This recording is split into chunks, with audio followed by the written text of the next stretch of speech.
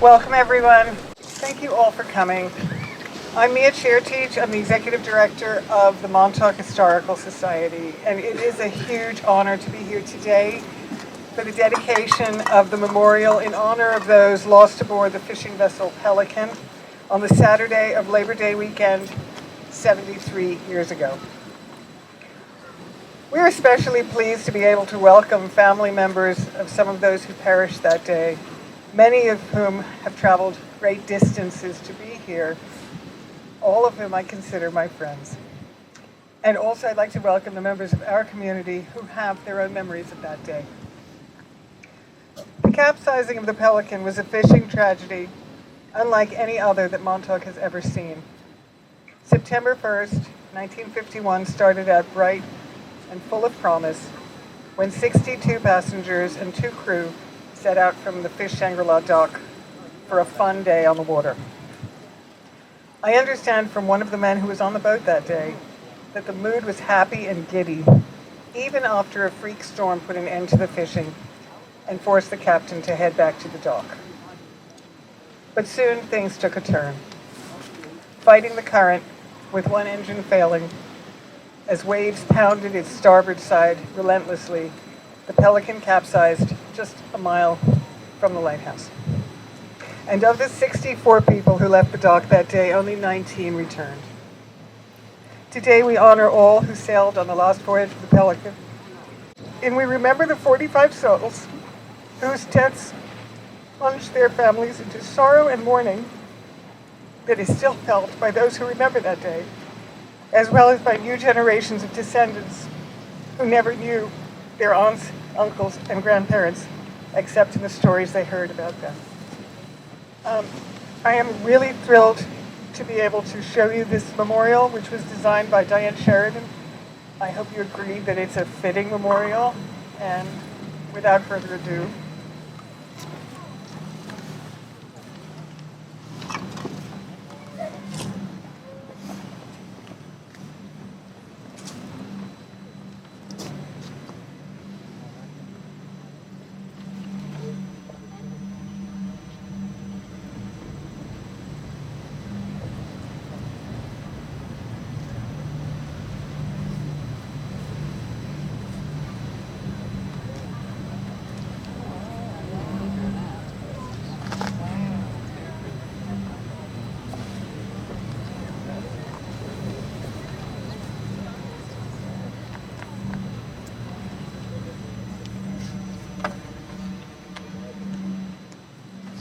now I'd like to bring up Bill Hoffman from the Montauk Community Church to say a few words.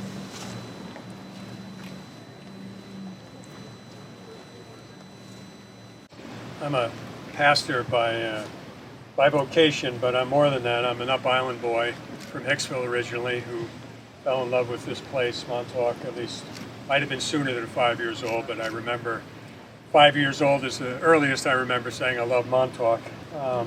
And then for the last 13 years I've been privileged to call this place my home, and it is, I think you'll all agree, one of the world's most beautiful places. And as both a pastor and an ex-forest ranger, I approach life through eyes of both faith and science.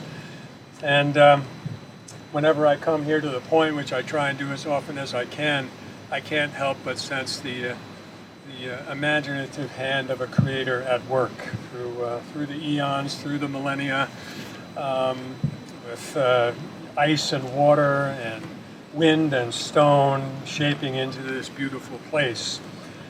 Yesterday, my family's visiting, part of them here from Chicago, and we were out there on one of the party boats, a couple of miles out on a Viking boat, and we were fishing. But I couldn't help yesterday in particular, as I'm sailing off Montauk Point on a party boat and knowing what this afternoon was going to bring this gathering, thinking about the Pelican 73 years ago, another fishing trip that ended very differently.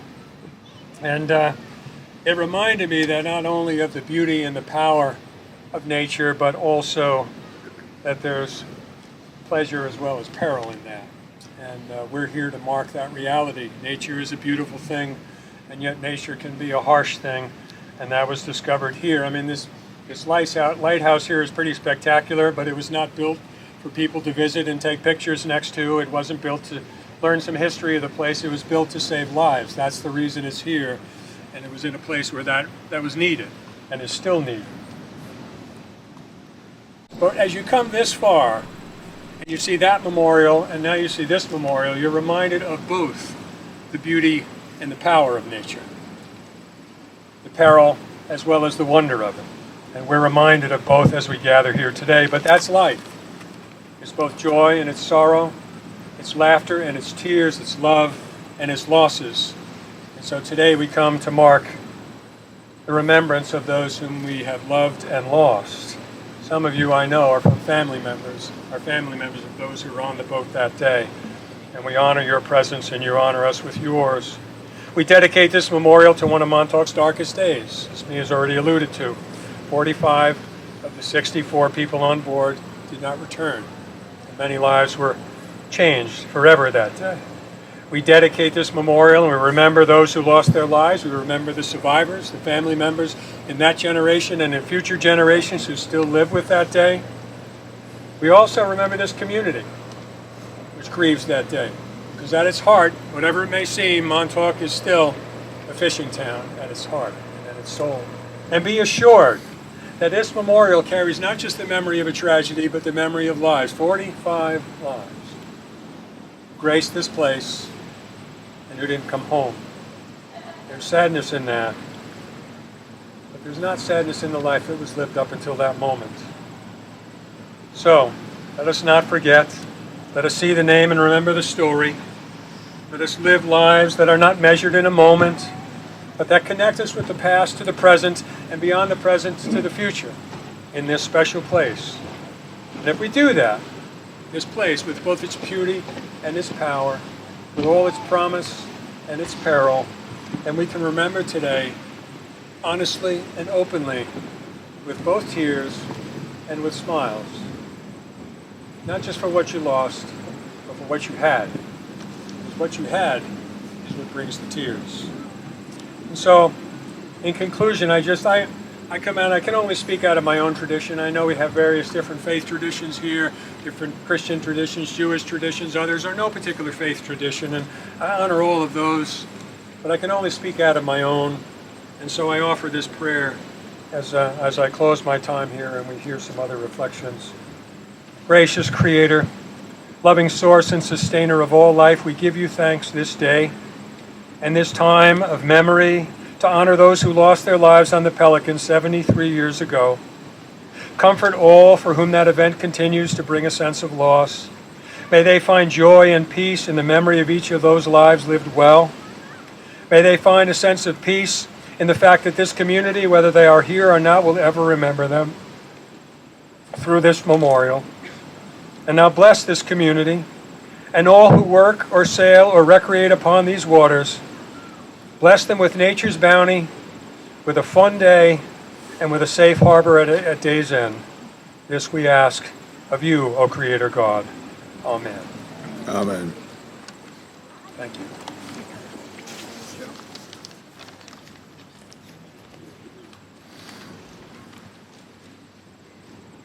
I'm Joe Gaviola. I'm the keeper of the Montauk Lighthouse, and just want to share some thoughts before I ask others to come up and with their own remembrances. In 1989, my cousin Scott Gates was washed off the deck of the Endorphin right here in Montauk in front of my other cousin. Lost at sea forever. It's a call you never want to make and a call you never want to receive. In 1993, we lost two other souls off of Montauk here fishermen, Joe Hodnick and Eddie Zabo, right here off of Block Island. In 1999, we created the Lost at Sea Memorial, right here.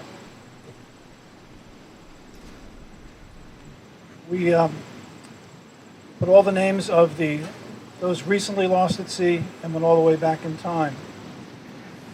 I remember distinctly at that ceremony, my cousins, brothers and sisters of Scott, were here, and my Aunt Marlene. And I remember my Aunt Marlene walking up to the memorial and seeing her son's name on there, Scott Gates, and how finally she had a place to come to, her son's name to look at, a way to reflect, and that Scott would be remembered forever.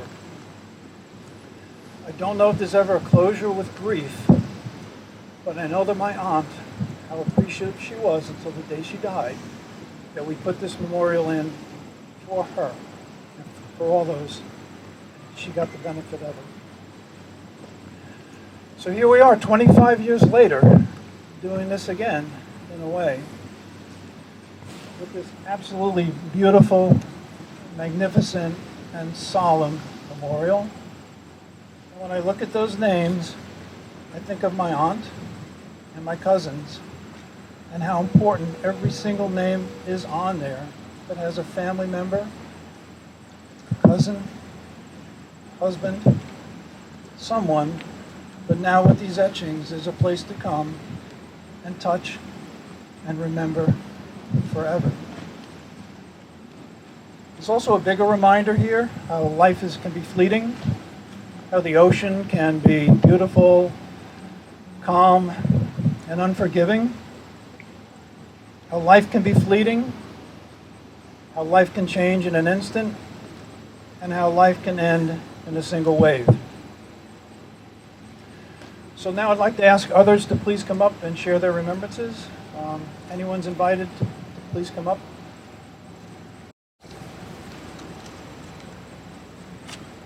One other comment. I just want to thank Mia Sertic and Diane Sheridan for this. They put their heart and soul into it, and I think it's fabulous, and I can't tell you how much work they've done behind the scenes. So really, big kudos to them and their whole staff.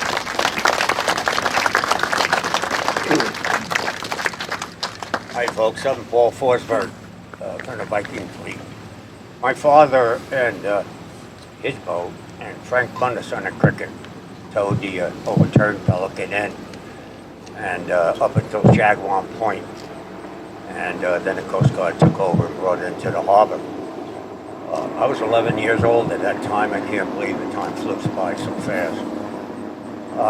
I remember it as clear as the bell. It was quite a catastrophe. It was, it'll never happen again is a good sign. Our new regulations that came from this disaster, it'll never happen again. Because that same size boat, fishing boat right now, is the safest vessels afloat in the world today. We're number one. The regulations that came through, they didn't come out to 1957, and they've been in force ever since, and this will never happen again. That's on a good note, but it doesn't do any good for those poor people that lost their lives. But I just want to let everybody know that. Thank you.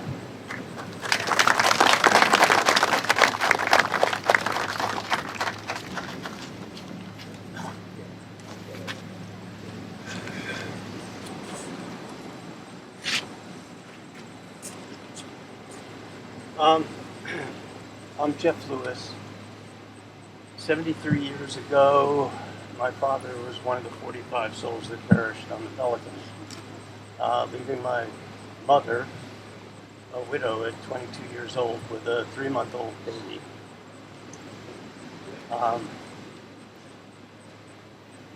It's all, the emotions that spring up this many years later out of a deep, unknown depth, really.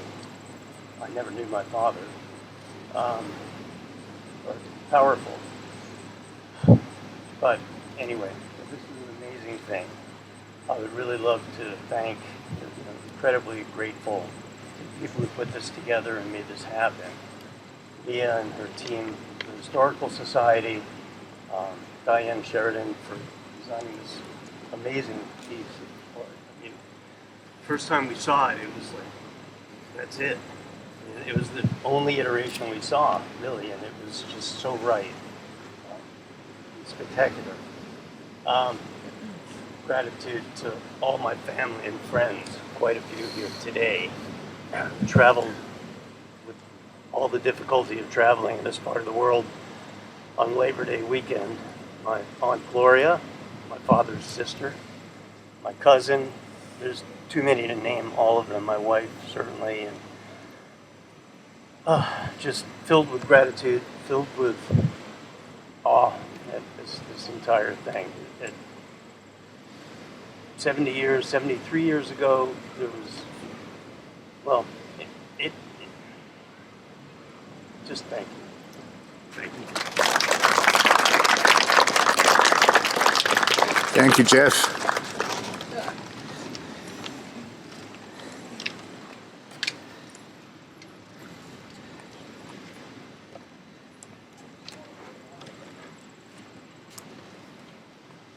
I really want to start by thanking Mia and her staff for the great work they did in getting this project done. It seems incredible that it took 70 years before someone had the foresight to even think of a memorial. And that person is Mia. So, thank you again. I was 9 years old when my dad, Nicholas Trotter, went fishing, left my mom, my two sisters, and myself to come to Montauk. He was one of 18 that were never found. So we had no funeral, no wake, no religious ceremony. We had nothing, except maybe the dream of a 9-year-old that someday we would find his father alive. But that didn't happen, of course. And today, we have this monument to honor all 45 who passed away that day, Jeff's dad, and everyone else. And for the families of the missing people, like mine, like Zach's, hopefully, we will now have a sense of closure. Thank you.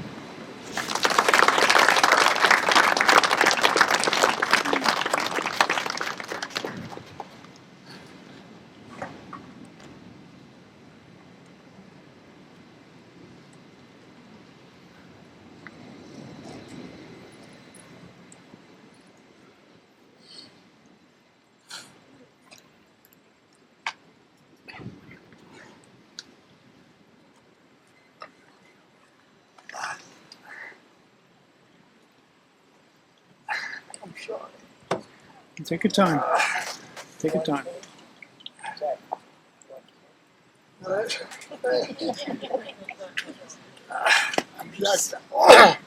I'm Zach Beach, right? Of course. I was 11 years old when I lost my dad. I was supposed to go out with him that night. That morning. I woke up in the morning and I said, "Where'd everybody go?" She said, "Oh, my mom didn't want you to come out today." So I missed the boat. And I didn't know till later on that day, later days, exactly what happened. And I have to say, Mia, thank you. Because for all these years, we had nothing. No funeral, no cemetery, nothing. And now, thank you, we have something. We appreciate it. We appreciate it. The closure is finally here. And now we have a place to go to. And so many of you, I don't really know, but we're all bonded. We're all together. We all experience sadness here. Thank you.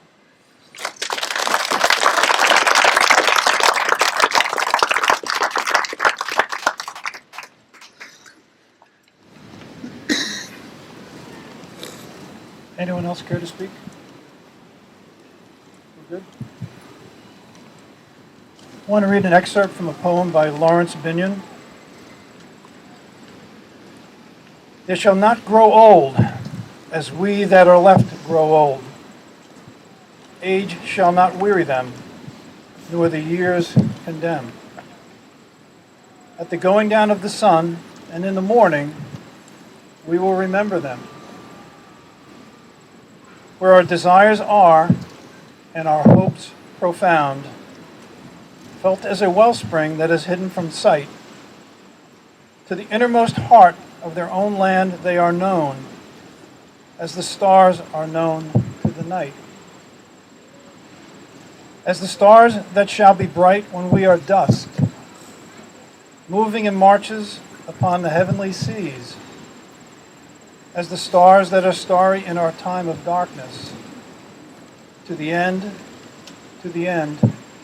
they remain. I'd like to introduce Faith Mullally, who will be singing a very special song today. Jeff Lewis told me that his mother was an opera singer, and that her favorite song was a song called Estrellita. This is a song that I hadn't heard of before.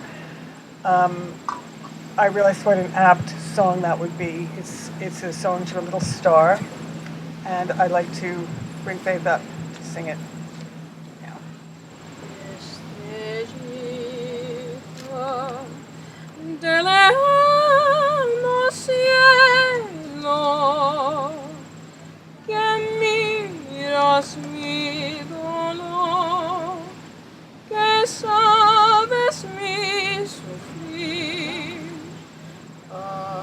Ay, dime si me quiere un poco, porque yo no puedo sin su amor vivir.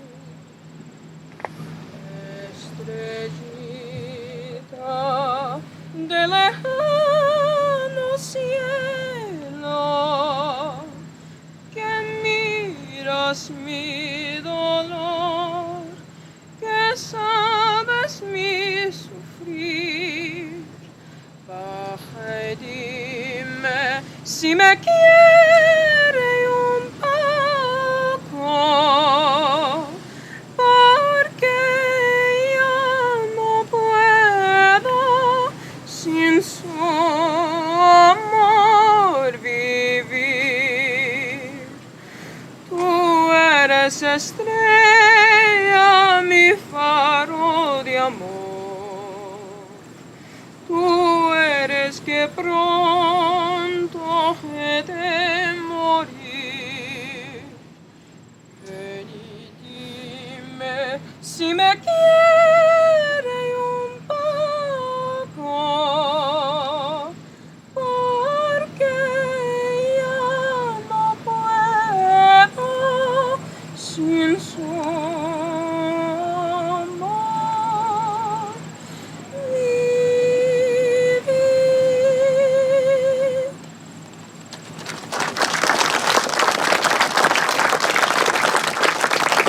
Bravo.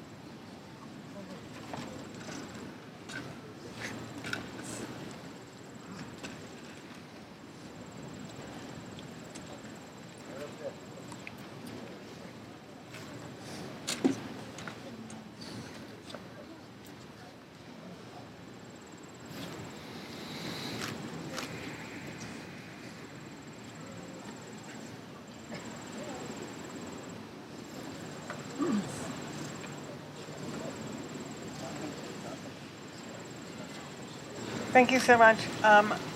If anybody would like to, we have materials to do a little rubbing of the names. If you'd like to do that, or if you'd like us to do that for you, Diane has the materials and we'd be happy to facilitate that for you. Thank you all again so much for coming and for this very meaningful gathering. Thank you. Thank you.